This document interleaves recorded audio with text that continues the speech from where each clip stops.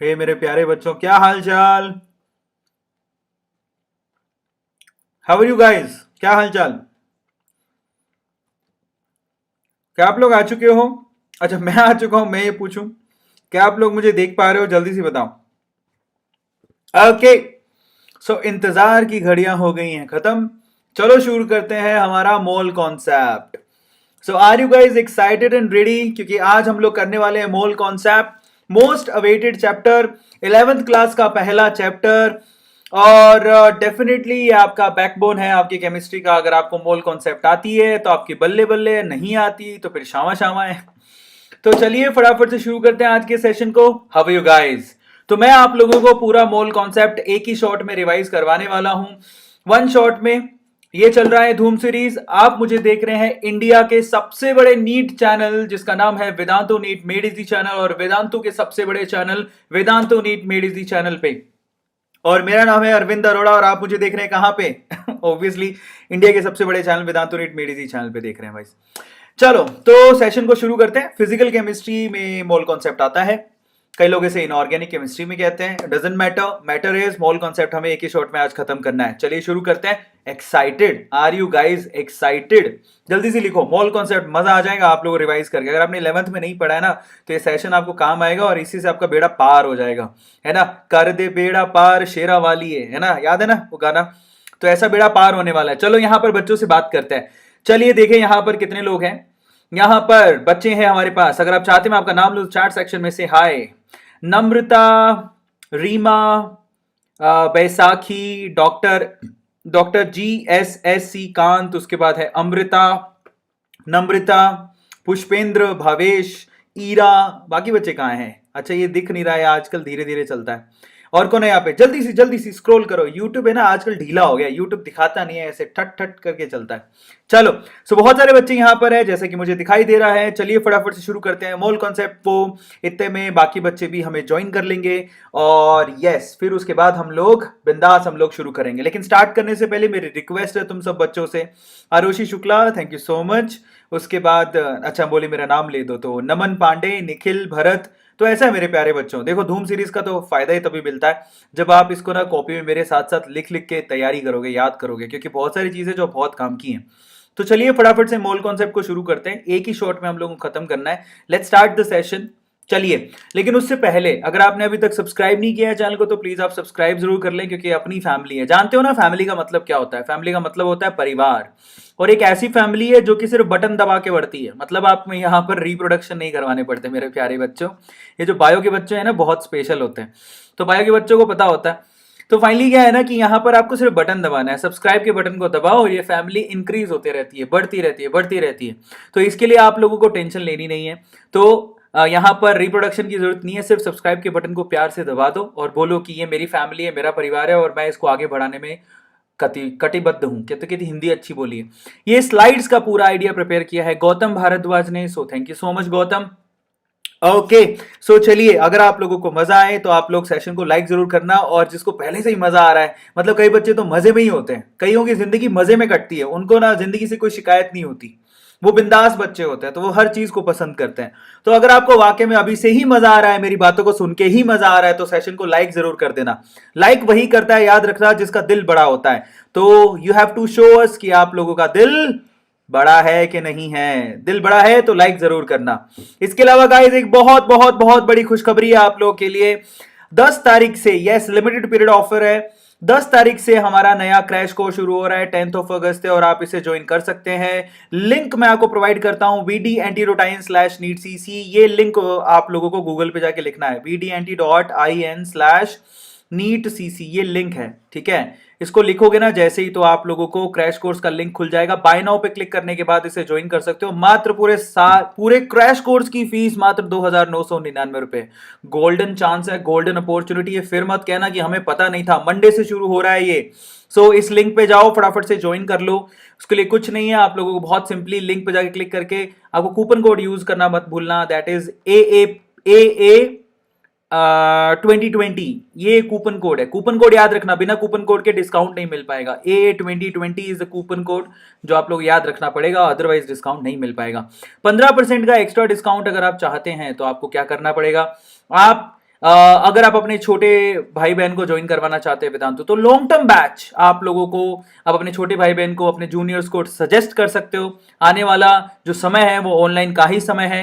पूरे साल भर का सब्सक्रिप्शन, यानी पूरे साल भर के लिए बैच ज्वाइन करना चाहते हो तो इस लिंक पे जाओ, vdn/ytpro, इतना ही लिखना है, और उसके बाद वहां पर ये कूपन कोड लगा देना APRO, और पूरा कोर्स मात्र 27,000 रुपए में आप लोगों को अवेलेबल हो जाएगा।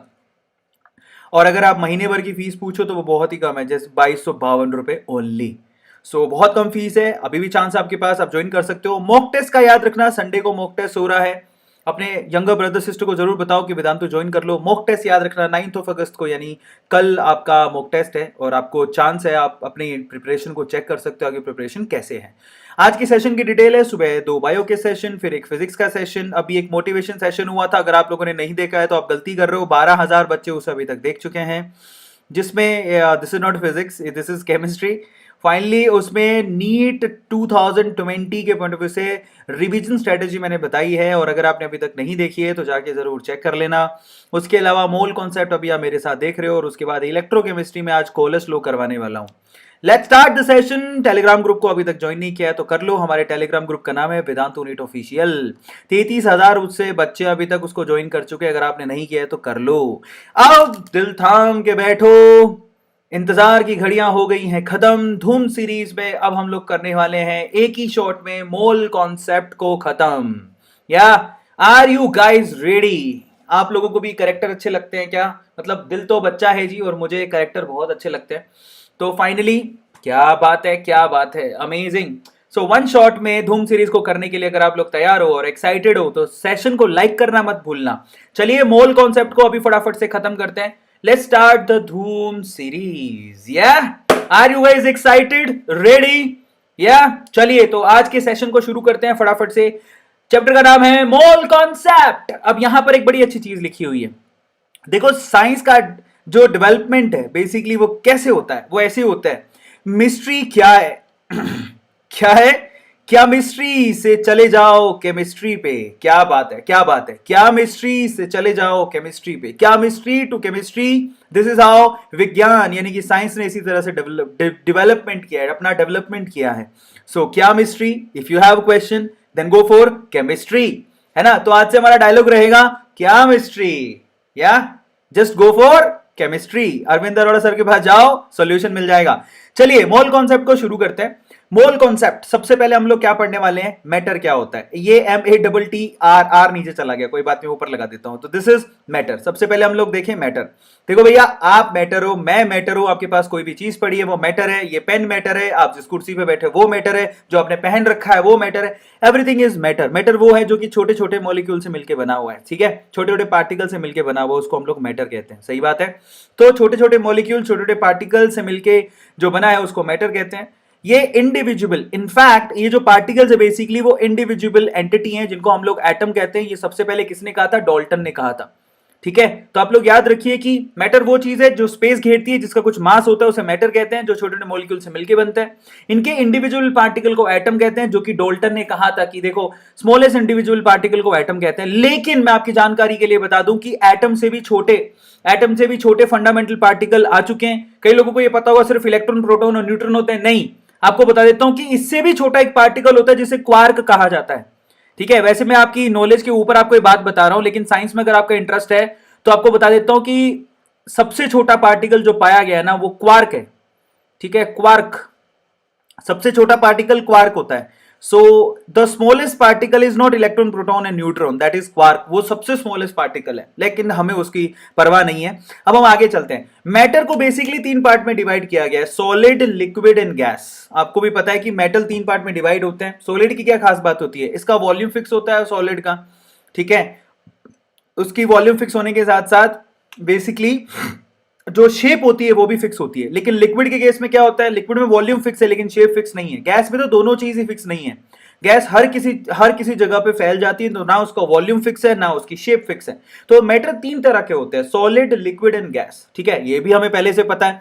और आपको बताता हूं पानी तीनों फॉर्म में आ सकता है। पानी आइस की फॉर्म में, सॉलिड फॉर्म में होता है, पानी पानी की फॉर्म में, लिक्विड फॉर्म में होता है, और पानी स्टीम की फॉर्म में, गैसेस फॉर्म में होता है, ठीक है। Now that's very interesting. चलिए अब हम आगे चलते हैं। सबसे पहले तो मैटर को बेसिकली दो पार्ट में डिवाइड किया जाता है। पहला तो होता है प्योर सब्सटेंस, पहला होता है प्योर सब्सटेंस, दूसरा होता है मिक्स्ड या मिक्सचर ऑफ मैटर। अब प्योर सब्सटेंस को कैसे डिवाइड करते हैं? प्योर सब्सटेंस में एलिमेंट्स होते हैं और कंपाउंड्स होते हैं, इन्हीं के बारे में डिटेल में अपने को बात करनी है। प्योर सब्सटेंस में एलिमेंट्स कौन से हैं? जैसे कि आप पूरी पीरियोडिक टेबल में पढ़ते हो, hydrogen, helium, neon, these are elements, है ना, वो प्योर सब्सटेंसेस हैं। Is it clear? और कंपाउंड की बात कर लो, जैसे कंपाउंड में O2, is it clear? O2 एक कंपाउंड है जो कि प्योर सब्सटेंस है, जिसमें सिर्फ ऑक्सीजन पाई जाती है, जैसे कि N2, इज इट क्लियर? जैसे कि Cl2, जैसे कि xenon gas. These are the compounds, basically समझ में आया, जो कि प्योर सब्सटेंसेस में काउंट होते हैं। और मिक्सचर की क्या बात है? मिक्सचर की बात है, मिक्सचर दो तरह के होते हैं मैटर में। मिक्सचर दो तरह के होते हैं, एक होता है होमोजेनस, एक होता है हेट्रोजेनस। तो उनको डिटेल में पढ़ते हैं। हेट्रोजेनस का मतलब क्या है और होमोजेनस का मतलब क्या है? दो अलग अलग पार्टिकल, ठीक है, जिनको मिक्स करने पर अगर आप कहीं से भी सैंपल उठाते हो तो अभी तक भी उनमें ना सिमिलैरिटी नहीं है सैंपल्स में, दैट इज कॉल्ड हेट्रो। जैसे कि आपको बताऊं, आपने कभी बीका जी का मिक्सचर खरीदा है? कभी बीका जी का मिक्सचर, बीका जी के मिक्सचर को आप कभी गौर से देखना, अगर उस मिक्सचर में बादाम भी होते हैं आपको पता है और मूंगफली होती है, तो कोई गारंटी है कि अगर आप यहां से उठाओगे तो आपको वहां पर मूंगफली आ जाए? गारंटी नहीं है। हो सकता है बादाम यहां से उठाओ तो यहां से मिले, लेकिन यहां से ना मिले। तो ऐसे मिक्सचर्स को हम लोग हेट्रोजेनस मिक्सचर कहते हैं, जिसमें कंपाउंड में सिमिलैरिटी नहीं होती है, ठीक है, अलग अलग कंपाउंड्स आपको देखने। और होमोजेनस का मतलब क्या होता है? सैंपल कहीं से भी उठा लो आपको सिमिलर मिलेगा। चाय का सिप आप नीचे से पियो ऊपर से पियो, आपको चाय का सिप और उसकी फिजिकल जो स्ट्रक्चर है वो सेम ही मिलेगी, दैट इज कॉल्ड होमोजेनस, ठीक है। अब हम थोड़ा और चलते आगे। अगर मैं हेट्रोजेनस और होमोजेनस को डिवाइड करना चाहूं तो उसके एग्जांपल क्या लूंगा? Soil plus water. तो soil plus water is the example of heterogeneous. Homogeneous का एग्जांपल लूंगा तो क्या देना पड़ेगा मेरे को? Salt plus water. अब तो आप एग्जांपल से एग्जैक्ट पिक्चर बना सकते हो इसका मतलब क्या है। हेट्रोजेनस का मतलब होता है कि आप कहीं से सैंपल उठाओगे तो सैंपल में सिमिलरिटी नहीं है, फिजिकल और केमिकल प्रॉपर्टीज अलग अलग है, लेकिन होमोजेनस में ऐसा नहीं होता। होमोजेनस में अगर आप सॉल्ट मिला भी दिया अगर आपने पानी में, तो पूरी तरह से होमोजेनसली घुल जाता है, और आप कहीं से भी सैंपल उठाओगे आप लोगों को वहां पर क्या दिखेगा? सिमिलैरिटी दिखेगी, दैट इज कॉल्ड होमोजेनस। अब हम चलते हैं यहां पर आगे, मैटर की प्रॉपर्टीज को पढ़ेंगे। मैटर की दो तरह की प्रॉपर्टीज होती हैं, एक तो फिजिकल प्रॉपर्टीज होती है और दूसरी केमिकल प्रॉपर्टीज होती है। So let's start with physical and chemical properties of matter. तो मैं आपको बताता हूं, फिजिकल प्रॉपर्टीज में मैटर की आती है सबसे पहले मास। आप किसी भी मैटर का मास कैलकुलेट कर सकते हो, वो होता है ग्राम में या फिर केजी में। आप किसी भी सब्सटेंस का वॉल्यूम, किसी भी मैटर का वॉल्यूम भी कैलकुलेट कर सकते हो, वो होता है एमएल में या फिर सेंटीमीटर क्यूब में या फिर लीटर में। बहुत सारी यूनिट होती हैं, लेकिन जनरल यूनिट उसकी एमएल या फिर सेंटीमीटर क्यूब होती है। एमएल को सेंटीमीटर क्यूब भी कहते हैं। आप किसी भी मैटर की डेंसिटी भी कैलकुलेट कर सकते हो, और उसकी यूनिट क्या होती है? ग्राम पर एमएल या फिर ग्राम पर लीटर। डेंसिटी ग्राम पर एमएल में जनरली होती है। आप किसी भी मैटर के लिए टेम्परेचर कैलकुलेट कर सकते हो, वो केल्विन में हो सकता है, वो डिग्री सेल्सियस में हो सकता है, वो फ़ारेनहाइट में हो सकता है। आप उसके लिए प्रेशर भी कैलकुलेट कर सकते हो, जो कि आप एटीएम में जनरली कैलकुलेट करते हो केमिस्ट्री के अंदर, और पास्कल में जनरली कैलकुलेट करते हो फिजिक्स के अंदर। तो ये फिजिकल प्रॉपर्टीज होती है जो कि हर एक मैटर दिखाता है, मास, वॉल्यूम, डेंसिटी, टेम्परेचर, प्रेशर। अब थोड़ा सा और डीपली पढ़ लेते हैं। अगर मैं वॉल्यूम के रिलेशनशिप्स को देखूं तो ऐसा है कि 1 ml 1 सेंटीमीटर क्यूब के बराबर होता है। प्लीज आप इसको लिख लो, ये बहुत काम आएगा आपको न्यूमेरिकल के अंदर। 1 ml 1 सेंटीमीटर क्यूब के बराबर होता है, और 1 लीटर 1 डेसीमीटर क्यूब के बराबर होता है। प्लीज आप इसको लिख लो, ये कन्वर्जन आपको न्यूमेरिकल सोल्व करने में काम आएंगे। Now what about temperature conversion? Temperature conversion भी बहुत आसान है। अगर मैं केल्विन की बात करूं, अगर आप लोगों को डिग्री सेल्सियस दिया और केल्विन में निकालना हो तो क्या करना पड़ता है? 273 में आप लोगों को डिग्री सेल्सियस को प्लस करना होता है, ये फॉर्मूला होता है केल्विन निकालने का। लेकिन अगर मैं बोलूं चलो फ़ारेनहाइट का फॉर्मूला बताओ, तो डिग्री फ़ारेनहाइट का फॉर्मूला क्या होता है? 9/5, ठीक है, साथ में आता है डिग्री सेल्सियस, और प्लस उसमें क्या करना पड़ता है आपको? 32 को ऐड करना होता है, 32 को ऐड करना पड़ता है। तो ये फॉर्मूले होते हैं टेम्परेचर के लिए। अगर मैं प्रेशर की बात करूं तो मैं प्रेशर में आप लोगों को बताना चाहूंगा, प्रेशर में यूनिट होती है जनरली एटीएम। तो आपको क्या करना होता है ना, आपको अगर बाहर में डेटा दिया हुआ है तो प्लीज आप उसको एटीएम में कन्वर्ट करो, लेकिन उसके लिए आप लोगों को पता होना चाहिए कि एक्चुअल में वैल्यू किससे बराबर होती है। तो मैं आपको आपकी जानकारी के लिए बता देता हूं कि एक एटीएम के अंदर 1.013 बार होते हैं। तो ये बार और एटीएम ऑलमोस्ट सिमिलर होता है, ज्यादा फर्क नहीं होता, लेकिन 0.013 का फर्क होता है। अगर मैं बोलूं कि यहां पर किलो पास्कल में कन्वर्ट करो तो दैट इज 101.3 किलो पास्कल होते हैं एक एटीएम में। प्लीज आप इसको नोट डाउन कर लो, in one atm 101.3 kilo pascal. एक एटीएम में 760 तो टोर होते हैं और 760 ही क्या होते हैं, एमएम ऑफ एचजी होता है। मर्क्यूरी के रिस्पेक्ट में जब आप प्रेशर को कैलकुलेट करते हो तो 760 एमएम ऑफ एचजी लिखते हो, और ये आपको पता होने चाहिए क्योंकि अगर आप न्यूमेरिकल करना चाहते हो तो बहुत चीजें काम आती हैं। अब हम बात करेंगे यहां पर इंपॉर्टेंट डिस्कवरीज की। Now this is really important, क्योंकि आपको पता है बायो के अंदर, सॉरी आपको पता है कि नीट के अंदर जब सवाल आते हैं तो ज्यादातर आपको थ्योरेटिकल क्वेश्चन देखने को मिलेंगे, बहुत सारे थ्योरेटिकल क्वेश्चन। तो अगर मैं बोलूं कि मोल कॉन्सेप्ट में से अगर कोई क्वेश्चन आएगा तो वो इंपॉर्टेंट डिस्कवरीज के ऊपर आएगा, तो और वो भी थ्योरेटिकल क्वेश्चन होगा, और अगर आपको पता होगा तो आप तुरंत आंसर कर दोगे, तो आप बहुत बड़े एक्साइटेड हो जाओगे क्योंकि आपको न्यूमेरिकल सोल्व नहीं करना पड़ेगा। तो चलो इंपॉर्टेंट डिस्कवरीज की तरफ चलते हैं। सबसे पहले हम लोग बात करेंगे, और इंपॉर्टेंट डिस्कवरीज में देख लो, आप लोगों को कभी कभार है ना साइंटिस्ट का नाम भी पूछ लिया जाता है, तो फिर मत कहना कि मैंने बताया नहीं था। सबसे पहले इंपॉर्टेंट डिस्कवरी में आता है law of conservation of mass. Law of conservation of मास का क्या मतलब होता है? लॉ ऑफ कंजर्वेशन ऑफ मास का मतलब होता है मास can neither be created nor be destroyed in any chemical reaction. सबसे पहले तो लॉ ऑफ कंजर्वेशन ऑफ मास दिया किसने था? दैट इज एंटोनी, ये देखो एंटनी, ठीक है, लोवेसियर ने दिया था, एंटनी लोवेसियर। पहले तो आपको साइंटिस्ट का नाम पता होना चाहिए, एएल एंटनी लोवेसियर, ठीक है, इनका नाम पता होना चाहिए, कभी कभार उस पर सवाल पूछा जाता है। अब उसका मतलब क्या है? कंजर्वेशन ऑफ मास का मतलब होता है in all the physical and chemical changes there is no net change in mass during the process. मतलब in any chemical reaction mass can neither be created nor be destroyed. ऐसा कभी नहीं हो सकता कि आपने लिया कुछ और पैदा कुछ और हो गया। आपने जितना मास लिया था क्रिएट भी उतना ही मास होगा। समझ में आ गया? That is called chemical reaction. और यहां पर एक और खास बात है कि कभी भी अगर कोई केमिकल रिएक्शन होती है, जैसे कि मान लो कि हाइड्रोजन और ऑक्सीजन की आप लोगों ने रिएक्शन करवाई, जैसे कि मान लेता हूं कि हाइड्रोजन की रिएक्शन आप लोगों ने ऑक्सीजन के साथ करवाई, तो यहां पर है ना सिर्फ एटम्स का रीअरेंजमेंट होता है। ऐसा नहीं होगा कि घोड़ों का आपने रिप्रोडक्शन कराया और गधा पैदा हो गया, तो दैट इज नॉट पॉसिबल। आजकल इंटरनेट पे एक वीडियो वायरल हो रहा है, जो पता नहीं मुझे आप लोगों को बताना चाहिए कि नहीं बताना चाहिए, जिसमें एक घटना ऐसी हुई है जिसमें पता नहीं, सॉरी मुझे आपको बताना चाहिए नहीं बताना चाहिए, लेकिन कुछ ऐसा हुआ है जिसमें एक बकरी ने इंसान का बच्चा पैदा कर दिया है। तो वो अनयूजुअल है, शायद वो अफवाह भी हो सकती है, ठीक है, लेकिन आजकल वो खबर चल रही है तो मैं आपको बता रहा हूं, बट वो सच नहीं है, वो अफवाह हो सकती है, लेकिन बड़ी अजीब सी कहानी है। लेकिन केमिस्ट्री में ऐसा नहीं होता। केमिस्ट्री में ना ऐसा कभी नहीं होगा कि देखो न्यूक्लियर रिएक्शंस की बात नहीं कर रहा हूं, नॉर्मल रिएक्शन से कभी नहीं होता कि आपने हाइड्रोजन और ऑक्सीजन की रिएक्शन करवाई और नाइट्रोजन पैदा हो गया, ऐसा कभी नहीं होगा। तो यहां पर ऐसा नहीं होता। यहां पर अगर हाइड्रोजन ऑक्सीजन से रिएक्ट कर रहा है तो इन्हीं एटम्स के बीच में रीअरेंजमेंट होगा, और यहां पर आप या तो H2O पैदा कराओगे या फिर H2O2, that depends upon the ratio. समझ में आ गया? तो यहां पर सिर्फ एटम का रीअरेंजमेंट होता है। Try to understand, is it clear? इसी को बोलते हैं कंजर्वेशन ऑफ मास लो। तो अगर मैं आप लोगों को थोड़ा सा और अच्छे से बताना चाहूं तो उसका मतलब ये निकलता है कि अगर आप 12 ग्राम कार्बन ले लो, 32 ग्राम ऑक्सीजन ले लो, तो पक्का यहां पर 12 प्लस 32 यानी कि जो प्रोडक्ट बनेगा वो 44 ग्राम का बनेगा। लेकिन मैं आपको यहां पर क्लैरिफिकेशन दे दूं, जरा समझ लेना।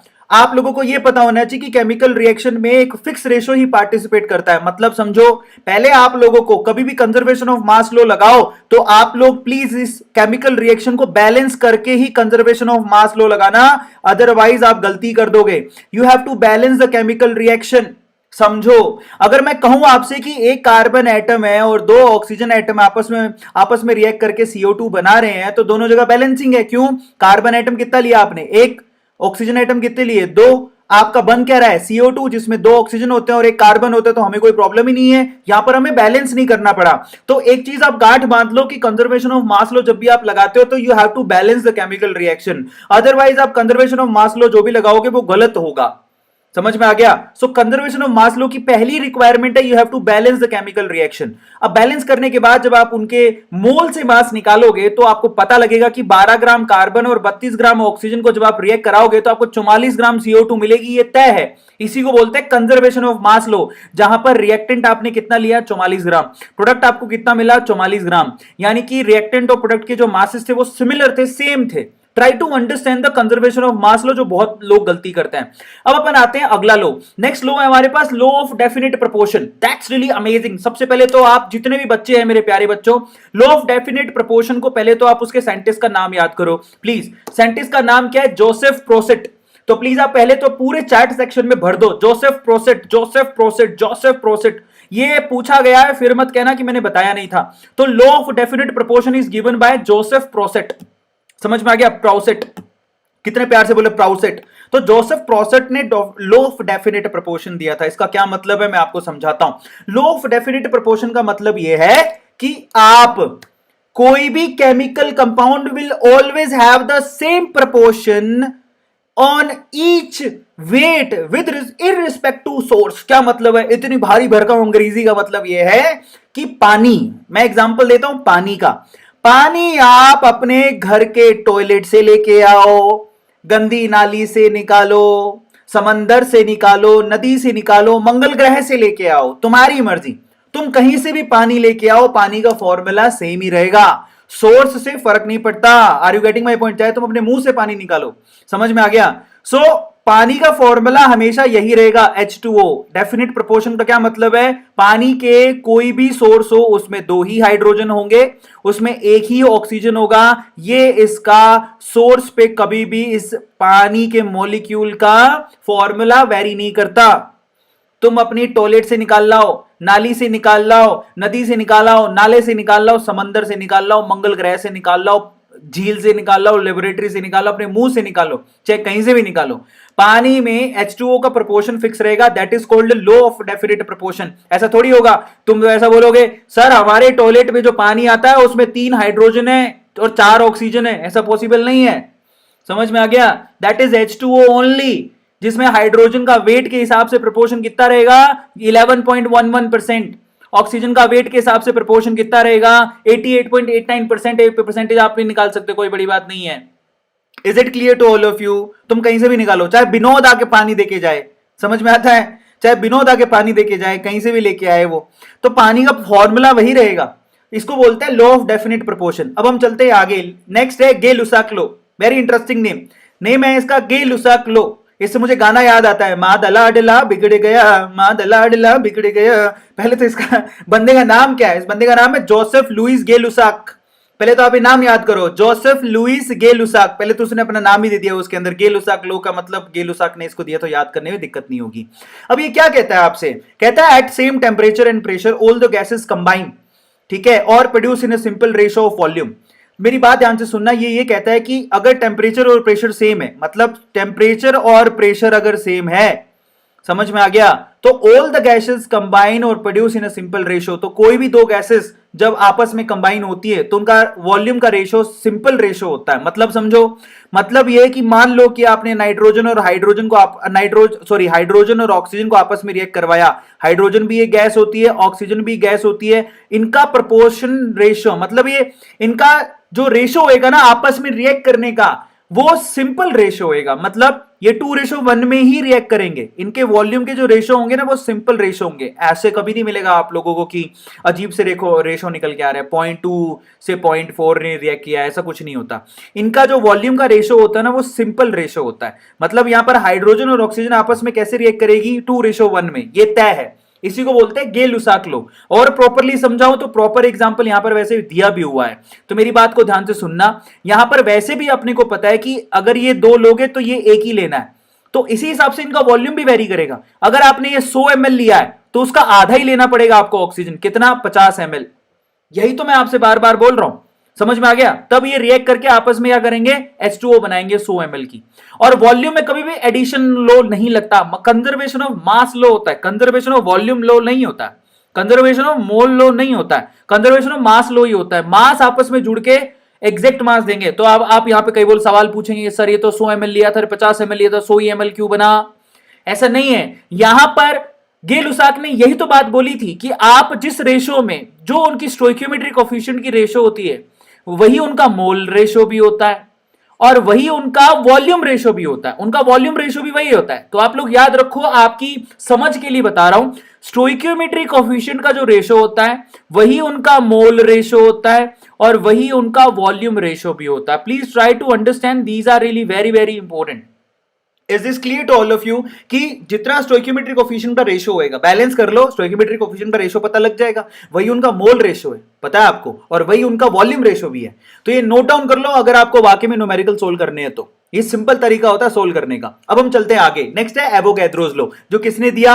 ये दिया हमारे इस भाई साहब ने। क्या दिख रेला है ये, एकदम रशियन मूवी का हीरो लग रेला है। नाम क्या है इसका? अमैरियो एवोगैड्रो। नाम देखो इसका कितना अलग एक्सेंट से बोला जाता है। नाम लिखो, एवोगैड्रो का पूरा नाम क्या था? अमैरियो एवोगैड्रो। अगर आपकी क्लास में एक लड़का पढ़ता हो जिसका नाम हो अमेडियो, ठीक है, तो तुम्हें कैसा महसूस होगा? अमैडियो एवोगैड्रो। तो आपको ये एवोगैड्रो लॉ क्या कहता है? Now this is again very interesting, और मैं आपको बताता हूं गे-लुसाक लॉ और एवोगैड्रो लॉ ऑलमोस्ट सेम है। कहता है equal volume of all gases have equal number of molecules at constant temperature and pressure. अरे कितनी सिंपल सी बात बोल रहा है। यहां पर ये कह रहा है कि अगर आपने टेंपरेचर और प्रेशर को कांस्टेंट रखा, इन दैट केस अगर दो गैसेस का वॉल्यूम इक्वल है तो उनके नंबर ऑफ मॉलिक्यूल्स इक्वल होंगे, उनके नंबर ऑफ मोल्स इक्वल होंगे। समझ में आ रहा है? अगर यहां पर दो गैसेस के वॉल्यूम इक्वल है, टेंपरेचर और प्रेशर सेम होने पर दो गैसेस के अगर वॉल्यूम इक्वल है, गैस नंबर 1 और गैस नंबर 2 में वॉल्यूम इक्वल है, तो पक्का उनके नंबर ऑफ मोल्स भी क्या होंगे, जो पार्टिसिपेट कर रहे हैं वो क्या होंगे? इक्वल होंगे। और पक्का इनके जो नंबर ऑफ मॉलिक्यूल्स होंगे, जो मॉलिक्यूल्स पार्टिसिपेट कर रहे हैं, मॉलिक्यूल्स भी क्या होंगे? वो इक्वल होंगे। यही एवोगैड्रो लॉ है, यही एवोगैड्रो लॉ है। बहुत सिंपली मैं आपको समझा रहा हूं। इसका मतलब ये निकलता है कि अगर दो गैसेस के सेम टेंपरेचर और प्रेशर पे वॉल्यूम सेम है, तो नंबर ऑफ मोल्स भी सेम होंगे और उनके नंबर ऑफ मॉलिक्यूल्स भी सेम होंगे। ये एवोगैड्रो लॉ है, और ये हम कितनी बार कर चुके हैं यार। दैट्स वेरी इजी, ये बहुत इजी पीजी है। जो आप लोग जब आप इसकी मोल के फॉर्मूलों से कैलकुलेशन करते हो तो यही चीजें तो निकल के आती है। अभी थोड़ी देर में मोल के फॉर्मूले आपको बताऊंगा। तो एवोगैड्रो लॉ दिया था हमारे अमैडियो एवोगैड्रो ने, जो ये कहता है कि अगर वॉल्यूम का सेम टेंपरेचर और प्रेशर के अगर दो गैसेस का वॉल्यूम सेम है, तो पक्का उनके नंबर ऑफ मोल्स भी सेम होंगे और उनके मॉलिक्यूल्स भी सेम होंगे। कितनी बढ़िया बात बोलता है अमैडियो एवोगैड्रो, है ना? तो यही बात वो यहां पर भी लिख रहा है। यहां पर जरा आप चेक करना, बहुत सिंपली इसको रिप्रेजेंट किया गया, और मैं आपको बता भी रहा हूं कि इसका मतलब क्या है। दो वॉल्यूम ऑफ हाइड्रोजन लिया, एक वॉल्यूम ऑक्सीजन का लिया, तो दो वॉल्यूम आपको किसके मिले? H2O के। तो इसका मतलब समझो, यहां पर हाइड्रोजन के आपने दो वॉल्यूम लिए और आपको यहां पर क्या मिल रहा है? दो वॉल्यूम पानी का मिल रहा है। तो इनके स्टोइकियोमेट्री भी सेम है। समझ में आ गया? अगर दो हाइड्रोजन लोगे तो दो ही पानी मिलेंगे। इनके मोल्स भी सेम है, इनके मॉलिक्यूल भी सेम है। समझ में आ गया? यही बात एवोगैड्रो कह रहा है। एवोगैड्रो कहता है अगर दो मॉलिक्यूल के वॉल्यूम सेम है तो उनके नंबर ऑफ मोल्स भी सेम होंगे, उनके मॉलिक्यूल्स भी सेम होंगे। ये एवोगैड्रो लॉ का कहना था। That's very simple. अब अपन डॉल्टन की थ्योरी पर चलते हैं। डॉल्टन पहला ऐसा आदमी था पूरी वैसे कणद ऋषि ने भी कह दिया था कि जो स्मॉलेस्ट इंडिविजुअल पार्टिकल होता है बेसिकली, वो उसको हम लोग एटम कहते हैं। ये बात रजिस्टर सबसे पहले डॉल्टन ने करवाई थी। तो लेकिन हमारे एक इंडियन साइंटिस्ट थे कणद ऋषि, उन्होंने भी ये बात बोल दी थी कि मैटर का सबसे स्मॉलेस्ट पार्टिकल क्या होता है? एटम, जो कि इंडिविजुअल पार्टिकल होता है। लेकिन बाद में उनको गलत साबित कर दिया गया था। दूसरा पोस्टुलेट क्या है? Atom of same element have same property. ये तो कॉमन बात है।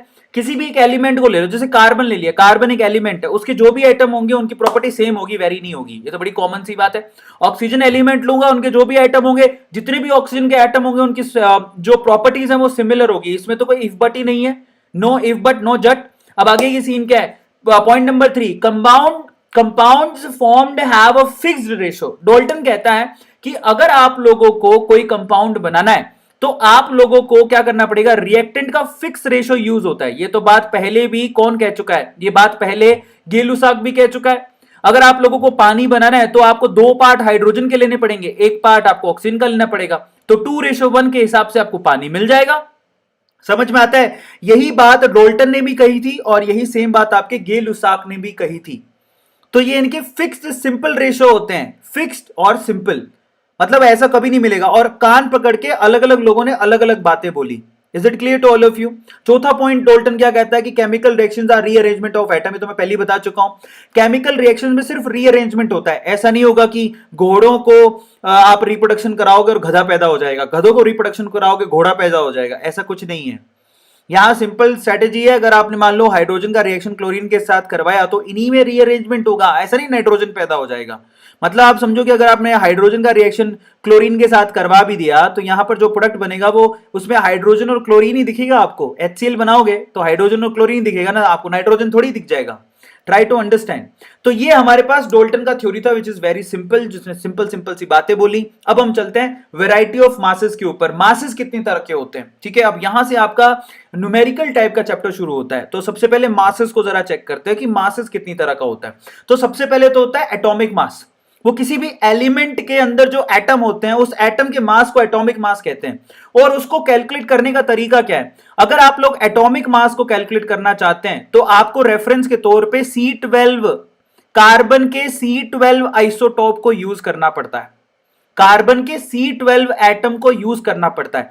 अब वो यहां पर क्या कहा गया कि C12 एटम का जो भी मास है, C12 एटम का जो भी मास है, ठीक है, वो एग्जैक्टली किसके बराबर है, वो एग्जैक्टली 12 AMU के बराबर है। तो सबसे पहली जो यूनिट एटॉमिक मास की निकाली गई वो यही थी, एटॉमिक मास यूनिट, जिसको शॉर्ट में AMU कहते हैं। समझ में आया? Now this is very important. तो बताओ कि 12 AMU किसके बराबर है, कार्बन 12 के मास के बराबर। तो बताओ 1 AMU किसके बराबर हुआ, 1 AMU किसके बराबर हुआ, 1 AMU बराबर हुआ 1/12 ऑफ वेट ऑफ C12। हुआ कि नहीं हुआ? एक AMU का पता लग गया तुम लोगों को कि एक AMU में मास कितना होता है। Is this clear to all of you? अब अगर मुझे AMU का फॉर्मूला निकालना है, जैसे आपको पता है कि जैसे 1 kg में कितने ग्राम होते हैं, 1 kg में 1000 ग्राम होते हैं। ये बच्चा जानता है, जानते कि नहीं जानता? तो अगर मुझे किसी के ग्राम निकालने हैं, समझ में आता है? तो अगर मुझे किसी के ग्राम निकालने हैं, तो अगर मुझे किसी का किलोग्राम निकालने हैं, तो उसका फॉर्मूला क्या होगा, मैं 1000 से डिवाइड कर दूं। If I want to calculate the kilograms, what I have to do, whatever be the weight, उसको मैं 1000 से डिवाइड कर दूं। यस, क्योंकि 1000 मुझे पता है कि 1000 ग्राम पर केजी होते हैं, 1 केजी में 1000 ही ग्राम होते हैं, तो मुझे केजी में आंसर आ जाएगा। अब आपको किसमें पता है, आपको AMU में वेट पता है कितना होता है। एक AMU में 1/12 of weight of carbon atom C12 atom होता है। तो अगर मैं AMU के यहाँ पे फॉर्मूला निकालूं तो AMU का फॉर्मूला क्या बनेगा, किसी भी एटम का AMU निकालने का सिंपल फॉर्मूला है, दैट इज एक AMU में इतना होता है। तो what ever be the weight of that atom, उसको किससे डिवाइड कर दोगे, उसको डिवाइड करोगे इससे। जरा चेक करो इस फॉर्मूले से, the weight of carbon atom, ठीक है, डिवाइडेड बाई 12, तो वो 12 ऊपर चला जाएगा। This is how you have to do. Is it clear to all of you? समझ में आया? इसी पर्टिकुलर फैक्टर से आप लोगों को डिवाइड करना है, तो आपका AMU का फॉर्मूला बन जाएगा।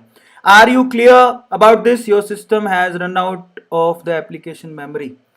बेटा 1 मिनट रुको, कुछ प्रॉब्लम हो गया शायद, 1 मिनट।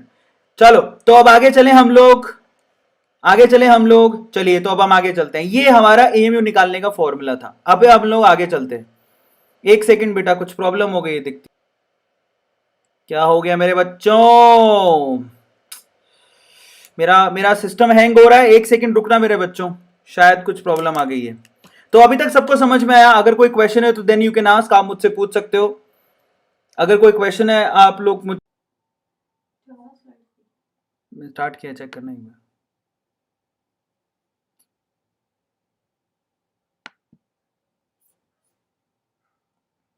आई एम बैक बच्चों, I am back. I am so sorry, मेरा सिस्टम एकदम से हैंग हो गया था।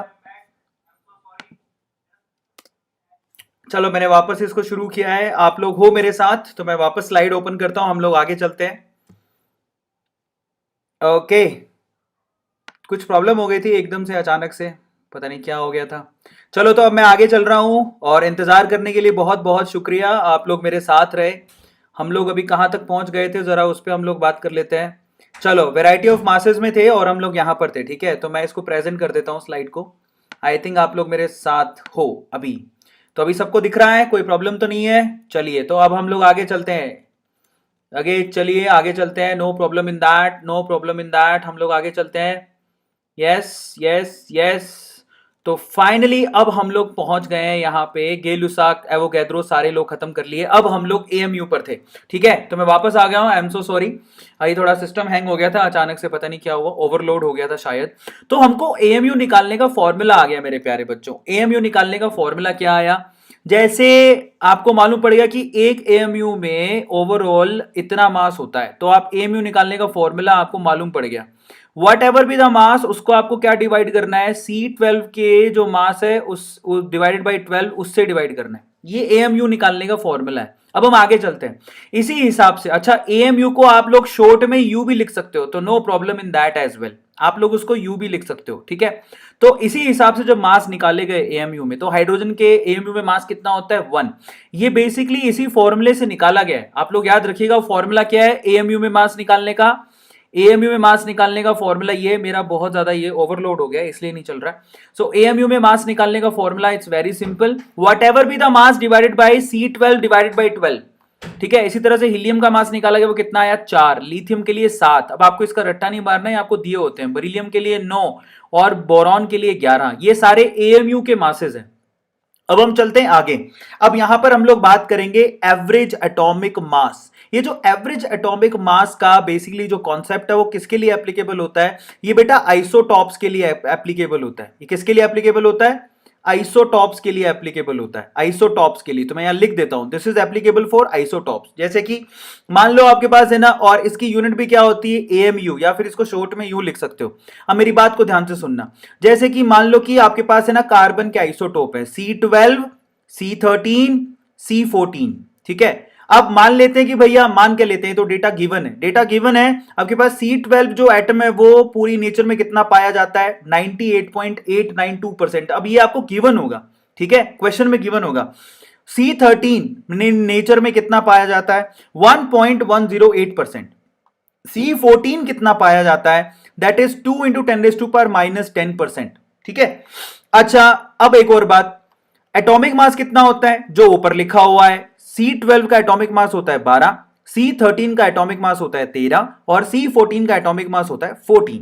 अब अगर आप लोगों को इसका एवरेज मास कैलकुलेट करना है, तो एवरेज मास कैलकुलेट करने का तरीका बहुत आसान है। अगर आप एवरेज मास कैलकुलेट करना चाहते हैं तो मैं यहां पर देखो मैं क्या करूंगा, आपको कुछ नहीं करना, परसेंटेज को आपको उसके एटॉमिक मास से मल्टीप्लाई करना है। परसेंटेज कितनी है, मैं अप्रोक्सीमेट लेके चलता हूं 98%, अप्रोक्सीमेटली ले लेता हूं 98.892 को 98 लिख दिया, इनटू क्या करोगे 12, आपको पूरा लेके चलना है, ठीक है। आपको इन दोनों को मल्टीप्लाई करना है, इन दोनों को आपस में, इन्हीं टेबल्स को आप मल्टीप्लाई कर दो, इसको मल्टीप्लाई करो, इसको मल्टीप्लाई करो और इसको मल्टीप्लाई करो, ठीक है। 98 को 12 से मल्टीप्लाई किया, प्लस आप क्या करोगे, जो 1.108 दिया उसको 13 से मल्टीप्लाई करोगे, प्लस आप क्या करोगे, ये 2 into 10⁻⁻2 which is very less, आप -10 है 0.02 वट दिया हुआ है, उसको आप किससे मल्टीप्लाई करोगे 14 से मल्टीप्लाई करोगे, डिवाइडेड बाय क्या करोगे, डिवाइडेड बाय 100 करोगे, क्योंकि परसेंटेज 100 में होती है, परसेंट 100 से डिवाइड करना है।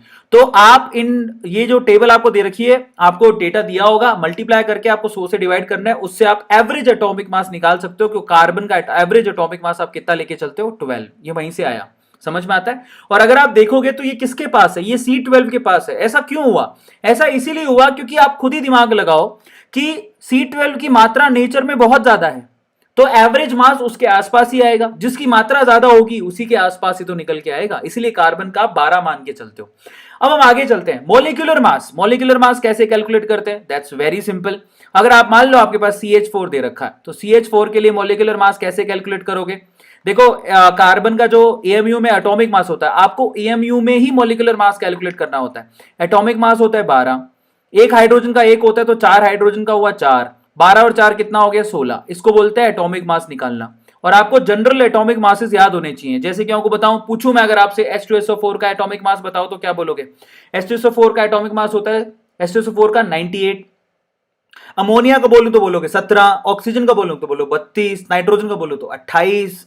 तो इस तरह से आपको ना बहुत सारे एटॉमिक मासेस तो पता होने चाहिए। CaCO3 कैल्शियम कार्बोनेट का बोलूं तो 100, तो ये आपको निकालना आना चाहिए, ठीक है। और आपको जनरली जो शुरू के 20 पार्ट एलिमेंट्स होते हैं उनके मासेस, एटॉमिक मासेस एएमयू में याद होने चाहिए, जो आप प्रैक्टिस करते हो तो आपको इजीली याद हो जाएंगे, उसमें कुछ भी नहीं है। अब आते हैं फॉर्मूला मास की ओर। देखो फॉर्मूला मास का जो कॉन्सेप्ट है वो बेसिकली किन के लिए एप्लीकेबल है, this is applicable for the solids जो लेटिस फॉर्म में होते हैं, जैसे कि NaCl। मैं आपको आपकी जानकारी के लिए बता देता हूं कि NaCl की स्ट्रक्चर आप लोगों ने सॉलिड स्टेट में पढ़ी होगी, कैसी होती है NaCl की स्ट्रक्चर सॉलिड स्टेट में, कैसी होती है, ऐसी होती है ना कि कॉर्नर पे देखो क्लोरीन होते हैं, कॉर्नर पे क्लोरीन एटम्स होते हैं, इज इट क्लियर। और फिर आपको ये क्लोरीन एटम हो गया, ये दूसरा क्लोरीन एटम हो गया, और आपको बीच में आपको क्या दिखता है Na+, यानी कि सोडियम एटम दिखता है, Na+ एटम, और आपको क्लोरीन एटम बीच में भी दिखेगा। तो ऐसी सी कुछ स्ट्रक्चर होती है, अगर आप लोगों को याद हो तो, है ना। तो इसके अंदर NaCl तो आपस में अगर आप देखोगे तो एक क्लोरीन कितने सोडियम से घिरा हुआ होता है 6, एक सोडियम कितने क्लोरीन से घिरा होता है? 6। तो हमको ऐसे थोड़ी है कि हमको 6 सोडियम कैलकुलेट करने पड़ेंगे और 6 क्लोरीन कैलकुलेट करने पड़ेंगे, नहीं। अगर आप देखोगे तो एक सोडियम 6 क्लोरीन से घिरा रहता है और एक क्लोरीन भी 6 सोडियम से घिरा रहता है, तो 6:6 को सिंप्लीफाई करो, वो क्या निकल के आएगा? 1:1। तो आपको सिंप्लीफाई करने के बाद तो सिंप्लीफाइड फॉर्मूले का ही आप लोगों को मास कैलकुलेट करना होता है। उस हिसाब से सोडियम का, एक सोडियम के एटम का मास होता है 23, क्लोरीन के एक एटम का मास होता है 35, टोटल मिला लोगे तो वो होगा 58.5। तो ये जो फॉर्मूला मास का जो कॉन्सेप्ट आया है, जिसकी यूनिट भी एएमयू ही होती है या फिर ग्राम पर मोल ही होती है, एएमयू को आप ग्राम पर मोल से भी कंपैरिजन कर सकते हो। तो वो बेसिकली फॉर्मूला मास का जो कॉन्सेप्ट है वो सॉलिड स्टेट के, जिनकी जो लेटेस्ट बनाते हैं उनके लिए स्पेशली, ठीक है, तो वो आप लोग याद रखिएगा। नेक्स्ट होता है मोल एंड मोलर मास। अब ये मोल एंड मोलर मास का कॉन्सेप्ट क्या है? तो देखो यहां पर क्योंकि एटम बहुत छोटे होते हैं, तो एटम इतने छोटे होते हैं कि एक एटम की कैलकुलेशन करना बहुत भारी काम है। बेटर ये कि अब बहुत सारे एटम लोग, कुछ विजिबिलिटी तो बने। तो इस हिसाब से हमारे जितने भी केमिस्ट लोग हैं उन्होंने डिसाइड किया कि एक मोल में, आगे से एक मोल में टोटल कितने पार्टिकल होंगे। अगर आपने एक मोल लिया, जरा समझो, अच्छा एक किलोग्राम में कितने ग्राम होते हैं? एक किलोग्राम में कितने ग्राम होते हैं? 1000 ग्राम। अच्छा मैं बोलूं एक दर्जन में कितनी चीजें आती हैं? 12। तूने बोला कि एक दर्जन में अगर 12 चीजें आती हैं तो अब से एक मोल में कितनी चीजें आएंगी? एवोगैड्रो नंबर के बराबर। तो एवोगैड्रो नंबर आप लोगों को याद रखना है। मैं जो कॉन्सेप्ट बोल रहा हूं उसको ध्यान से समझना। अगर एक दर्जन में 12 चीजें आती हैं तो एक मोल में एवोगैड्रो के नंबर के बराबर चीजें आएंगी, दैट इज 6.022 इंटू 10⁻23। ये बहुत बड़ा नंबर है और बेसिकली ये है आपका एवोगैड्रो नंबर, और एक मोल में इतने पार्टिकल होते हैं। अब आप एक मोल कुछ भी लेके आओ, एक मोल मूंगफली के दाने ले आओ, एक मोल केले ले आओ। कल को गलती से तुमने किसी रेडी वाले को बोला, रेडी वाले भैया एक मोल केले दे दो, उसकी हालत खराब हो जाएगी। एक मोल केले का मतलब हो गया 6.022 इंटू 10⁻23, मर जाएगा, लेकिन इतने केले इकट्ठे नहीं कर पाएगा वो। तो अब मेरी बात ध्यान से सुनना। अब यहां पर आपको ये तो पता लग गया कि मोल का मतलब क्या है। मोल का मतलब है एक मोल में टोटल 6.022 इंटू 10⁻23 पार्टिकल्स होंगे। अब मजे की बात, मोलर मास किसको बोलते हैं? एक मोल में जितने पार्टिकल हैं उनका जो भी मास होएगा उसको क्या बोलते हैं? Molar mass. अगर कोई पूछे कि मोलर मास का मतलब क्या होता है, मोलर मास का मतलब होता है एक मोल में जितने पार्टिकल हैं उतना उनका जो भी मास होएगा उसको मोलर मास कहा जाता है। समझ में आ गया? और उसको हम लोग ग्राम पर मोल से रिप्रेजेंट भी करते हैं। किससे रिप्रेजेंट करते हैं?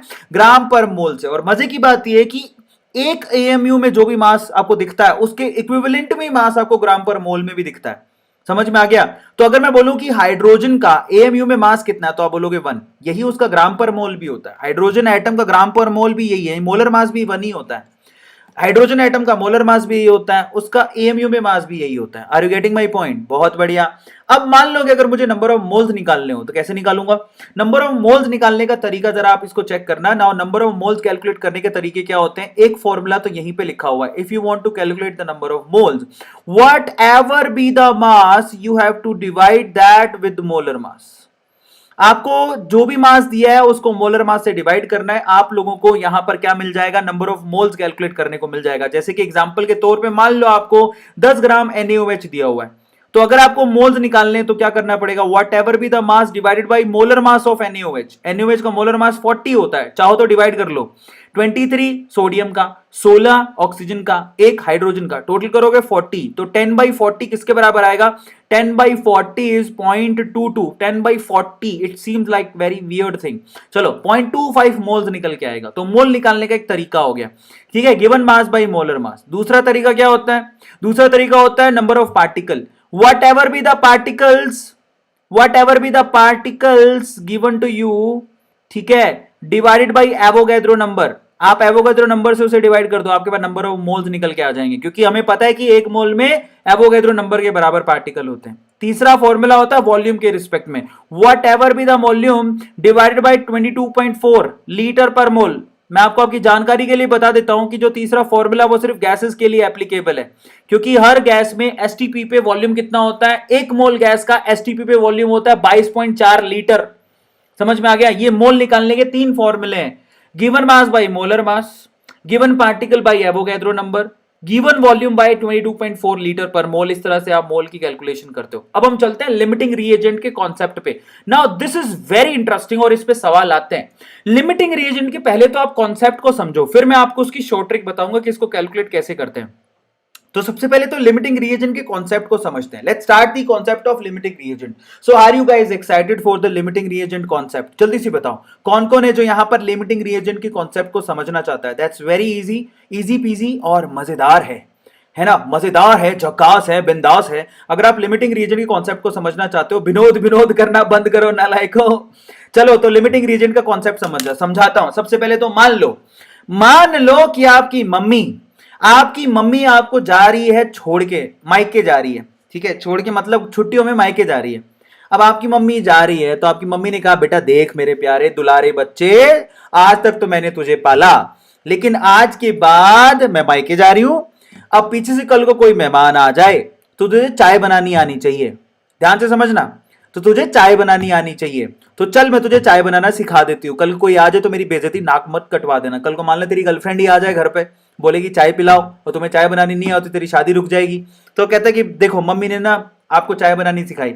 मम्मी क्या कहती है, मम्मी कहती है कि बेटा देख अगर तुझे चाय बनानी है तो तुझे 1 कप दूध चाहिए। वो कहता है हाँ वेरी गुड। तुझे 1 स्पून फुल टी चाहिए, मतलब चाय पत्ती, 1 चम्मच चाय पत्ती चाहिए। तुझे 2 चम्मच क्या चाहिए, शुगर। तो तुझे 2 चम्मच शुगर चाहिए, 1 चम्मच चाय पत्ती चाहिए, और एक आपको कप चाहिए मिल्क का। बोले ठीक है।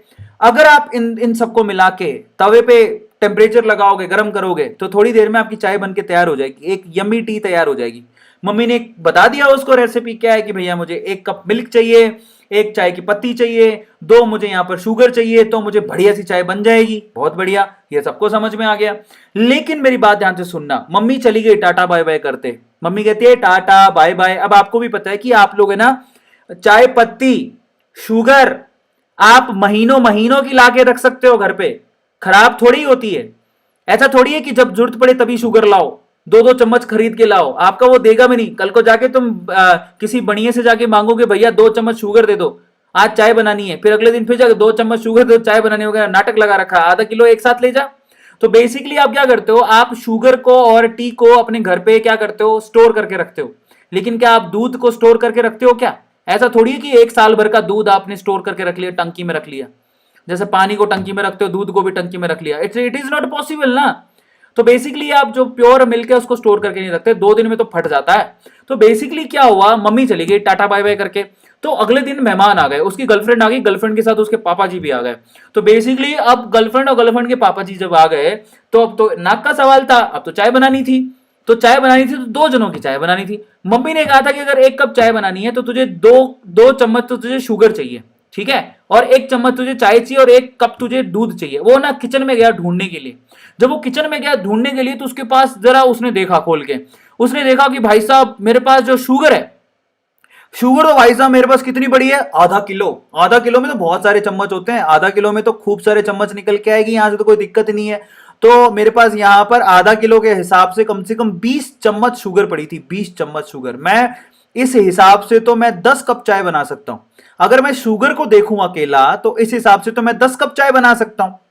समझ में आया? लेकिन चाय पत्ती देखने गया तो वो भी मेरे पास आधा किलो के करीब थी, चाय पत्ती भी आधा किलो करीब थी, तो मुझे चाय पत्ती में भी प्रॉब्लम नहीं थी। लेकिन प्रॉब्लम किधर थी, जब मैंने फ्रिज खोला और जब मैंने दूध को देखा, तो भाई साहब दूध मेरे पास कितना था, मात्र 1 कप।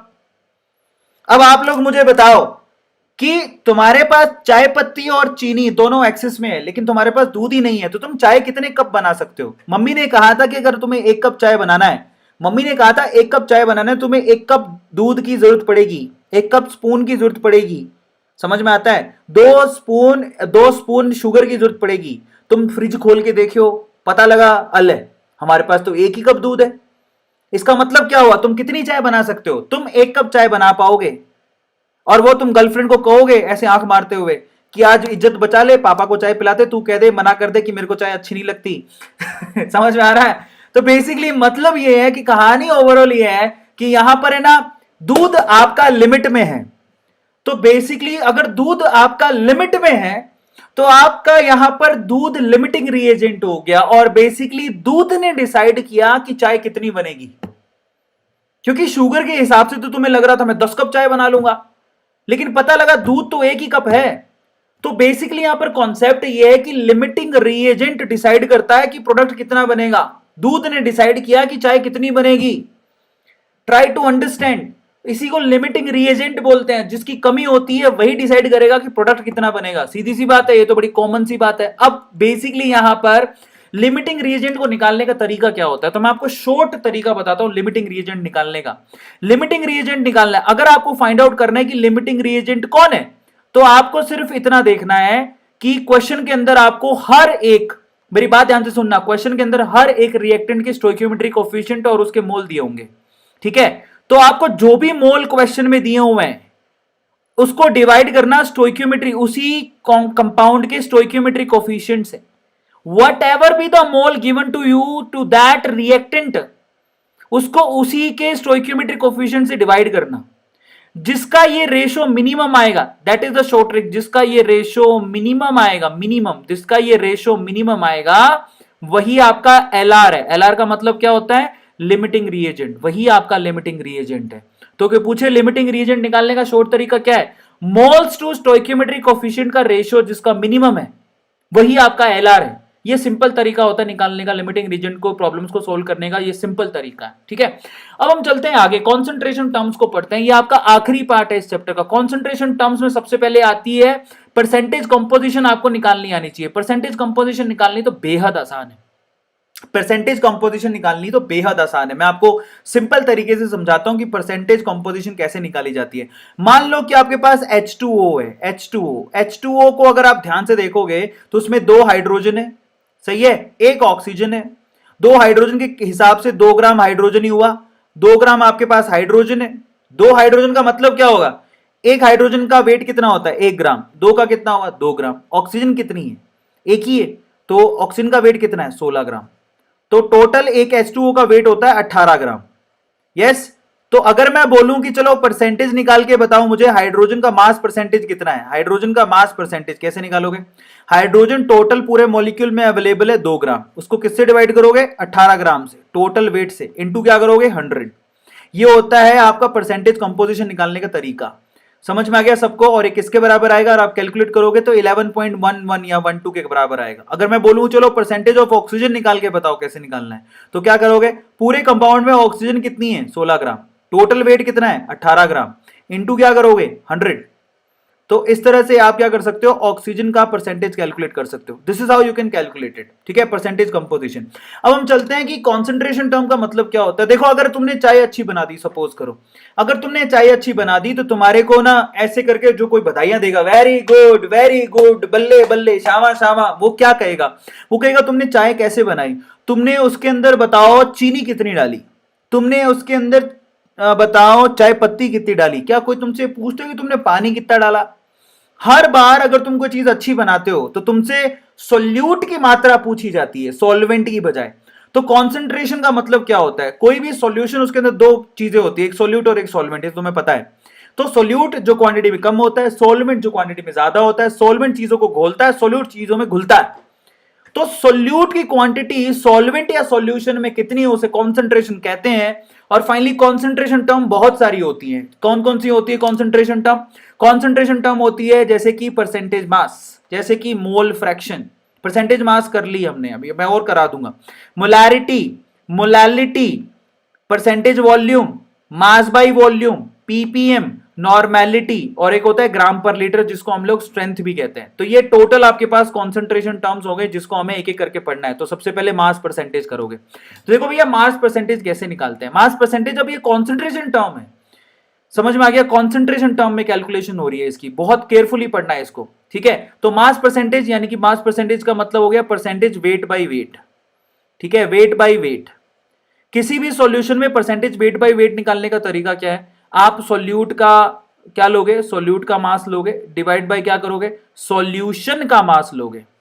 नीचे हमेशा ऊपर क्या चीज आएगा, याद रखो, ऊपर न्यूमरेटर में सॉल्यूट लिखना है और नीचे आप लोगों को 99.99% केसेस में सॉल्यूशन लिखना है। तो एक ही केस ऐसा है जहां पर आपको नीचे सॉल्वेंट देखने को मिलेगा, वो है मोलैलिटी। इनटू क्या करना है, इनटू 100 करना है, ये इतना सा परसेंटेज का फॉर्मूला है, मास परसेंटेज इसको बोलते हैं, दैट्स वेरी सिंपल। अगर आप कोई बोले मास परसेंट निकाल के दिखाओ, किसी सॉल्यूशन में मास परसेंट निकाल के दिखाओ, तो सोल्यूट का मास डिवाइड बाय सॉल्यूशन का मास इनटू 100। अगर कोई पूछे वॉल्यूम परसेंटेज निकाल के दिखाओ, तो कैसे निकालोगे?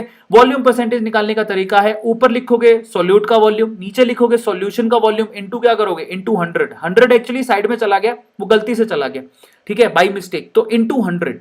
अगर कोई पूछे चलो वेट बाई वॉल्यूम निकाल के दिखाओ, तो वेट किसका लिखना है, सोल्यूट का, वॉल्यूम किसका लिखना है, सॉल्यूशन का, इनटू क्या करोगे, 100। तो ये तरीका होता है आपका वेट बाई वॉल्यूम निकालने का।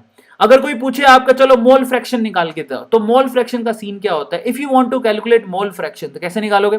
उसका तरीका ये है कि अगर आपके पास किसी कंटेनर के अंदर मान लो कि दो सब्सटेंस है, एक ए है और दूसरा बी है, मतलब ए मान लो सोल्यूट है, बी मान लो सॉल्वेंट है, उससे आपने सॉल्यूशन बनाया, then you can calculate the mole fraction. Mole fraction of a आप अलग से कैलकुलेट कर सकते हो, मोल फ्रैक्शन ऑफ बी आप अलग से कैलकुलेट कर सकते हो। कैसे कैलकुलेट करोगे? उसमें आपको मोल्स ऑफ ए लेने हैं, उसको टोटल मोल से डिवाइड कर देना, इसी को मोल फ्रैक्शन कहते हैं, दैट्स वेरी इजी। यहां पर आपको मोल्स ऑफ बी लेने हैं, उसको आप लोग टोटल मोल से डिवाइड करोगे, उसी को बोलते हैं मोल फ्रैक्शन ऑफ बी। और जब भी आप इन दोनों को मोल फ्रैक्शन को जोड़ोगे, एक्स ए प्लस एक्स बी करोगे, तो बेसिकली उसका टोटल किसके बराबर होता है, 1 के। ये आपके पास मोल फ्रैक्शन का रिलेशनशिप होता है। Now will talk about molarity, which is the most important term in chemistry. Molarity कैसे निकाली जाती है, मेरे शब्दों पर ध्यान देना। मोलैरिटी निकाली जाती है द मोल्स ऑफ सॉल्यूट पर litre volume of solution. Definition सबको पता होना चाहिए, मोलैरिटी का डेफिनेशन होता है द मोल्स ऑफ सॉल्यूट पर लीटर वॉल्यूम ऑफ सॉल्यूशन। ऊपर सॉल्यूट के मोल लेते हैं, नीचे आप लोग वॉल्यूम लेते हो सॉल्यूशन का। अगर आपने यहां पर दो वॉल्यूम को मिक्स कर दिया गया है, मान लो कि आपके पास एक कंटेनर था और ये एक कंटेनर था, इस कंटेनर का जो मोलैरिटी है वो M1 था, इसका वॉल्यूम V1 था, इस कंटेनर का मोलैरिटी है M2 और इसका वॉल्यूम V2 था। अगर आपने इन दोनों को मिक्स किया, if you mix these two, तो यहां पर आप ये रिलेशन से फाइनल क्या कर सकते हो, इस रिलेशन से M1 V1 is always equal to M2 V2। Is it clear? अगर आप दो मिक्स करते हो, दो पर्टिकुलर सॉल्यूशंस को मिक्स करते हो, then you can calculate the overall, this equation is applicable, M1 V1 is equal to M2 V2। नहीं, ये मिक्सर के लिए नहीं है, आई एम सो सॉरी, ये डिल्यूजन के लिए है, आई एम सो सॉरी, ये डिल्यूजन के लिए है, जब आप डिल्यूट करते हो, ठीक है। तो यहां पर एक गलती हो गई, मिक्सिंग ऑफ टू सॉल्यूशन, ये गलत है, आई एम सो सॉरी, मैंने ध्यान नहीं दिया। M1 V1 is equal to M2 V2 आप कब लगाते हो? This is not for M1 V1, ये उसका एग्जांपल नहीं है। उसका एग्जांपल क्या है कि मान लो आप कोई कंटेनर लो और उसके अंदर ऑलरेडी एक सॉल्यूशन है, ठीक है, अगर आपने ऊपर से उसमें पानी डालना शुरू कर दिया, तो सॉल्यूट के मोल्स कभी चेंज नहीं होते। इन दैट केस अगर आप लोग यहां पर फ्रेश मोलैरिटी निकालना चाहते हो, तो आप ये इक्वेशन को यूज कर सकते हो, M1 V1 is equal to M2 V2। तो ये मिक्सिंग लॉ नहीं है, ये डाइल्यूशन का लॉ है, M1 V1 is equal to M2 V2, ये आप लोग याद रखना। मोलैरिटी के बाद अपन बात करते हैं मोलैलिटी की। मोलैलिटी अकेली ऐसी टर्म है जिसमें आप लोगों को डिनोमिनेटर में सॉल्वेंट देखने को मिलेगा। This is the only term where you will find out solvent in denominator. अब मोलैलिटी का फॉर्मूला क्या होता है, that is moles of solute पर केजी वेट ऑफ सॉल्वेंट। नीचे आपको सॉल्वेंट का वेट लेना होता है, समझ में आ गया, वो भी केजी में लेना होता है। और बहुत स्पेशल है, ये एक अकेली ऐसी टर्म है जो कि टेम्परेचर इंडिपेंडेंट टर्म है, टेम्परेचर पे डिपेंड नहीं करती है। Now this is very important, इसको स्मॉल m से रिप्रेजेंट करते हैं, और बेसिकली यहां पर ऊपर लिखते हैं मोल्स ऑफ सॉल्यूट, नीचे लिखते हैं पर KG weight of solvent. This is how you can calculate the molality. अब हम बात करते हैं नॉर्मेलिटी की। जैसे देखो, आप अभी मोलैरिटी निकाल के आए, मोलैरिटी कैसे निकाला आपने? मोलैरिटी निकाला मोल्स ऑफ सोल्यूट पर लीटर वॉल्यूम ऑफ सॉल्यूशन। ऐसे ही आप यहां पर नॉर्मेलिटी निकालते हो। नॉर्मेलिटी कैसे निकालते हो? यहां पर आप नॉर्मेलिटी ऐसे निकालते हो, ध्यान से समझना, यहां पर आप नॉर्मेलिटी, इसको छोड़ दो, ये थोड़ा सा अजीब सा लिखा हुआ है, लीव इट। नॉर्मेलिटी निकालने का तरीका है equivalent of solute divided by पर लीटर वेट ऑफ सॉल्यूशन। अब अच्छा, मोल क्या होता है? मोल होता है given mass by molar mass. Given mass को आप मोलर मास से डिवाइड करते हो तो आप मोल्स निकालते हो, सही बात है। इसी तरह से जब आप इक्विवेलेंट निकालना चाहते हो, देखो मोल और इक्विवेलेंट एक जैसी टर्म्स हैं। अगर आपने मोल निकाला तो क्या किया, given mass by molar mass. अगर आपको इक्विवेलेंट निकालना है तो क्या करना पड़ेगा, given mass by equivalent mass. समझ में आया? अब इक्विवेलेंट मास और मोलर मास में क्या रिलेशन होता है? If you want to calculate equivalent mass which is equals to molar mass divided by N factor. और एन फैक्टर क्या होता है मैं बहुत बार कैलकुलेट करके दिखा सकता हूं। किसी भी एसिड के लिए एन फैक्टर होता है H+ कितने दिए, किसी भी बेस के लिए एन फैक्टर होता है OH- कितने दिए, समझ में आता है। सो यहां पर ओवरऑल मोलैरिटी का मतलब होता है मोल पर लीटर वॉल्यूम, तो नॉर्मेलिटी का मतलब होता है इक्विवेलेंट पर लीटर वॉल्यूम। आया समझ में? Oh my God.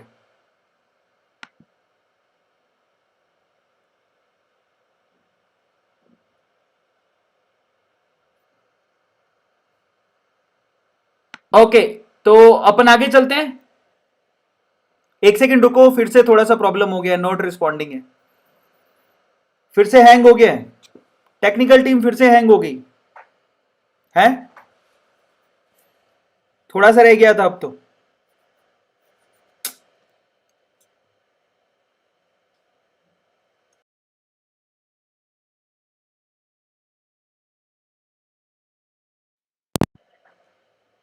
Hello hello hello, अभी आ रहा है?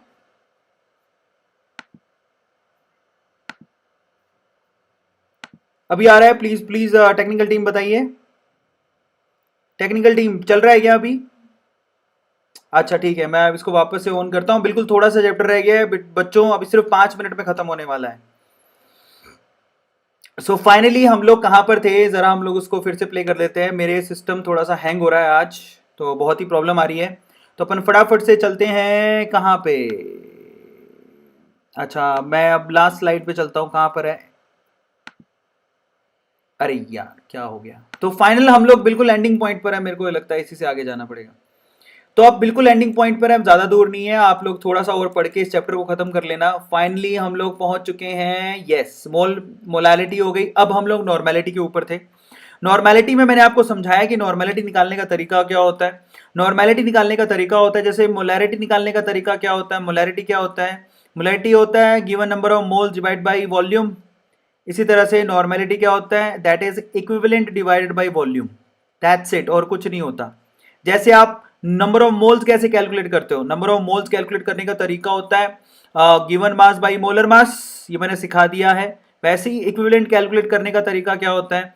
Given mass by equivalent mass, ये आप लोग याद रखोगे। अब इक्विवेलेंट मास कैसे निकाला जाता है? इक्विवेलेंट मास निकाला जाता है molar mass divided by N factor. N factor कैसे निकालते हैं मैं आपको बहुत बार सिखा चुका हूं, आप सिर्फ एक बार यूं लिख देना कि how to calculate N factor by Arvind Arora, you will find out N factor कैसे निकालते हैं। अब हम चलते हैं पीपीएम, पार्ट पर मिलियन। इसकी शब्द पे जाओ, पीपीएम ये क्या है? पार्ट पर मिलियन, ये लिखा हुआ है पर मिलियन। इससे पहले तुम एक और करके आ चुके हो, परसेंट करके आ चुके हो ना। परसेंट जब आप निकालते हो, वेट परसेंट, जब आप वेट परसेंट निकालते हो तो आप क्या करते हो? वेट परसेंट में आप लोगों ने क्या किया था? आपने 100 से मल्टीप्लाई किया था। वेट परसेंट में ऊपर आप वेट सोल्यूट का लेते थे, नीचे आप वेट सॉल्यूशन का लेते थे, उसको 100 से मल्टीप्लाई करते थे, उसको बोलते थे वेट परसेंट। समझ में आ गया? अब यहां पर ये परसेंट है, अब ये तो कह रहा है पर मिलियन, तो इसका मतलब आपको कुछ नहीं करना, यहां पर सिर्फ 10⁻⁶ यानी कि मिलियन से मल्टीप्लाई करना है। तो अगर कोई मुझे पूछे कि पर मिलियन, पार्ट पर मिलियन का मतलब क्या होता है, that's very easy, it is like percent. Percent में आप 100 से मल्टीप्लाई करते हो, तो पर मिलियन में आप लोग किससे मल्टीप्लाई करोगे? पीपीएम में पर मिलियन में 10⁻⁶ से मल्टीप्लाई करोगे। अगर पर बिलियन लिखा है तो 10⁻⁹ से मल्टीप्लाई करोगे। ट्राई टू अंडरस्टैंड कि इसका मतलब क्या है। Is this clear to all of you? बताओ जरा फटाफट से मुझे।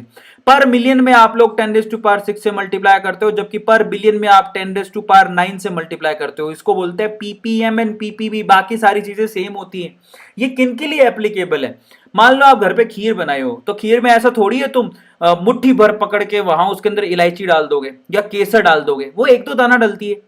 कल को गलती से तुमने मुट्ठी भर इलायची डाल दी तो तुम पूरा खिचड़ी जो भी तुम बनाओगे खराब कर दोगे। तो पार्ट पर मिलियन उनके लिए होता है जिनकी मात्रा सॉल्यूशन में बहुत कम होती है। जैसे कि खीर में केसर एक दो दाना डलती है, खीर में इलायची एक दो दाना डलती है, ऐ थोड़ी खूब सारी डाल दोगे, उनके लिए यूज होती है। लास्ट में आता है ग्राम पर लीटर, जिसको हम लोग स्ट्रेंथ भी कहते हैं। This is also called strength. जब भी आप किसी सॉल्यूशन में, ध्यान से सुनना, ग्राम पर लीटर किसी सॉल्यूशन का निकालना है तो आपको क्या करना पड़ेगा? उस सॉल्यूशन में मास लेना पड़ेगा सॉल्यूट का। ऊपर देखो अभी भी सॉल्यूट का मास ही है, नीचे क्या लेना पड़ेगा? सॉल्यूशन का वॉल्यूम। मास बाई वॉल्यूम को हम लोग क्या बोलते हैं? ग्राम पर लीटर। मास बाई वॉल्यूम को ग्राम पर लीटर बोलते हैं। मास बाई पर लीटर वॉल्यूम, मास पर लीटर वॉल्यूम को ग्राम पर लीटर कहा जाता है, इसको हम लोग स्ट्रेंथ के नाम से भी जानते हैं, आप लोग याद रखिएगा। तो अगर मैं बोलूं what is the relation between molarity and strength, तो molarity is equals to strength divided by molar mass. Molarity is equals to strength divided by molar mass. अगर स्ट्रेंथ को मोलर मास से डिवाइड कर दोगे तो आपके पास मोलैरिटी आ जाएगी, please आप इसको नोट डाउन करके रख लेना। तो इस तरह से कॉन्सेंट्रेशन टर्म्स में हमारी पूरी तरह से खत्म हो गई। फाइनली गाइस, बहुत बहुत आप लोगों को बधाई हो, हमने अभी फिर से ये खत्म कर लिया है सेशन। मॉल कॉन्सेप्ट आपने एक ही शॉट में खत्म कर दिया। सारे हमने यहां पर पूरी की पूरी जितनी भी आपकी थ्योरी थी जो मोस्ट इंपॉर्टेंट थी वो मैंने आपको एक शॉट में खत्म करा दी है। आई थिंक आप लोगों ने मजा आया होगा, आप लोगों ने लाइक भी किया होगा। दिल खोल के लाइक जरूर करो, 1700 बच्चे अभी तक लाइक कर चुके हैं। सो इट्स अ रिक्वेस्ट, जिसका दिल बड़ा है वो लाइक जरूर करना, और इन वीडियोस को शेयर करो उन बच्चों के साथ जो वाकई में ना, जो अभी प्रॉब्लम में है, जिनको लगता है कि यार पता नहीं नीट में सिलेक्शन होएगा कि नहीं होएगा। उनसे आपको प्रॉमिस करना है कि आपको उनके साथ ये सब वीडियोस को शेयर करना है। तो शेयर करो, लाइक करो, बहुत ज्यादा इंपॉर्टेंट है। और फाइनली गाइज, यहां पर हम लोग इस सेशन को खत्म करते हैं, और जाते जाते मैं आप लोगों से कहूंगा कि डू लाइक द सेशन। और अगर आपने अभी तक भी क्रैश कोर्स को ज्वाइन नहीं किया है तो बच्चों 10 तारीख से 10 अगस्त से नया बैच शुरू हो रहा है। फिर मत कहना कि मौका हाथ से निकल गया। आपको मैं अभी भी कह रहा हूं कि 24,000 रुपए का कोर्स नहीं है, मात्र 2,999 रुपए का कोर्स है, जो 3,000 रुपए से भी 1 रुपया कम है। और इसके लिए लिंक गिवन है, दैट इज vdn/NEET-CC, ये लिंक है। और AA2020 this is the coupon code जो आपको यूज करना है, और फाइनली नीट के क्रैश कोर्स को आपको ज्वाइन करना है। जो बच्चों को नहीं पता, आप एक बार गूगल पे जाइए, मैं आपको जाके दिखा देता हूं। ठीक है, यहां पर गूगल पे आप लोगों को जाना है। गूगल पे जाने के बाद यहां पर आप लोगों को लिखना है vdnt.in/NEETCC। अगर आपको ज्वाइन करना है तो आप इस तरह से लिंक पे जाइए। आप जैसे ही लिंक को लगाओगे तो वेदांतु का साइट खुल जाएगा, उस पर बाय नाउ पे क्लिक करना। जैसे ही आप बाय नाउ पे क्लिक करोगे आपको कोर्स देखा, देखो नीट 2020 क्रैश कोर्स पीसीबी 4,499 रुपए, ये इतने का नहीं है। आप यहां पर कूपन कोड लगाना AA2020, ऐसे कूपन कोड अप्लाई करना।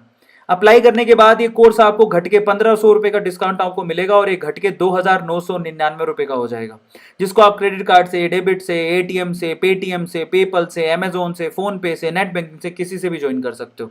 सो ये हैव चांस, मैं अभी भी कह रहा हूं आपके पास चांस है, फटाफट से ज्वाइन कर लो, देर ना हो जाए, कहीं देर ना हो जाए। क्रैश कोर्स के साथ साथ अपने Elder brother, younger brother, sister को आप वेदांतु का लंबा बैच ज्वाइन करवा सकते हो, वेदांतु प्रो। ठीक है, प्रो सब्सक्रिप्शन दिला सकते हो। लाइव इंटरैक्टिव क्लासेस होती हैं, टेस्ट सीरीज होते हैं, एनालिसिस होते हैं, असाइनमेंट्स होते हैं। इसके अलावा ये लिंक है जिस पे जाके आप लॉन्ग टर्म बैच उनको ज्वाइन करा सकते हो। पूरे साल भर का फीस अगर मुझसे पूछोगे तो मात्र 27,000 रुपए पूरे साल भर का फीस है, जहां पर वेदांतु जैसे प्लेटफॉर्म पे आपको ऑसम टीचर से पढ़ने को मिलेगा। अगर आप मंथली फीस देखोगे तो मात्र 2,252 रुपए ही है, मात्र 2,252 रुपए। तो मैं आपको इसका थोड़ा वीडियो दिखा देता हूं, जिससे आपको थोड़ा सा क्लैरिटी होगी। तो मैं आपको वीडियो दिखा देता हूं, this is the video.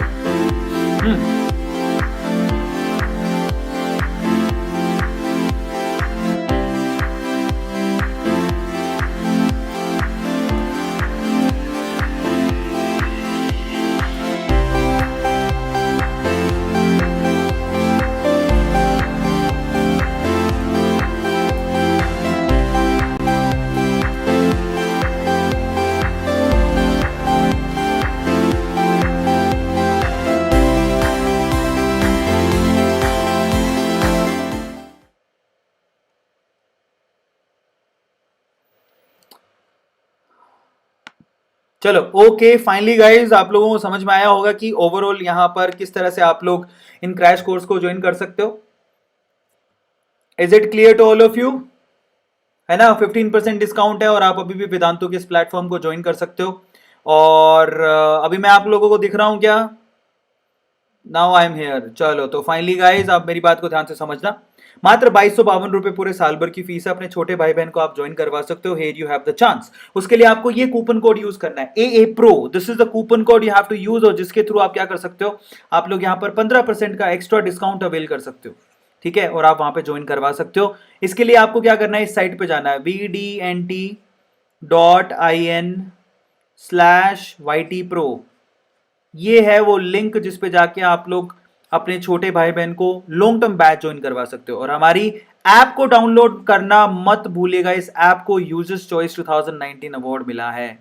Users choice 2019 award मिला है इसे, है ना। और इसमें बहुत सारी चीज़ें जो आप लोगों के काम की हैं, आपको करनी चाहिए। फाइनली गाइज मेरी रिक्वेस्ट है आपसे कि अगर आपने अभी तक क्रैश ये क्या बोलते हैं इसे अगर आप लोगों ने हमारे टेलीग्राम के ग्रुप को अभी तक ज्वाइन नहीं किया है तो हमारा टेलीग्राम का ग्रुप है वेदांतो नीट ऑफिशियल, जिसमें 33,000 बच्चे अभी तक उसे ज्वाइन कर चुके हैं। 33,000 अगर आपने अभी तक ज्वाइन नहीं किया तो कर लो, काम आएगा, है ना। So finally guys amazing session था। सब्सक्राइब जरूर करके जाना और लाइक जरूर करना, दिल बड़ा है तो लाइक जरूर करके जाना, और इस वीडियो को उन बच्चों के साथ शेयर करना जिन्हें वाकई में कम से कम सरफेशियल नॉलेज की जरूरत है। Thank you so much guys, मिलते हैं अगली वीडियो में। Till then thank you so much, love you all, this is Arvind Arora signing off. Take care, good night, bye.